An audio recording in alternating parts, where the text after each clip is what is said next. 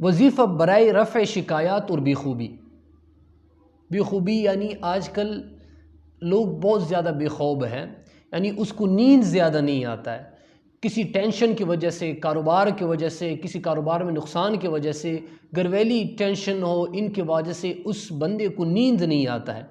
ایک ایسا وظیفہ کہ اس کے کرنے سے انشاءاللہ اللہ تبارک و تعالی آپ کی اس بے خوبی جو ہے، نیند جو خراب ہوتا ہے، اس نیند جو خراب ہونے والا ہے یہ ختم ہو جائیں گے، اور اللہ تبارک و تعالی اس وظیفے کے طفیل آپ کی نیند کو صحیح کریں گے۔ وظیفہ کیا ہے؟ لا الہ الا هو الملک الحق المبین۔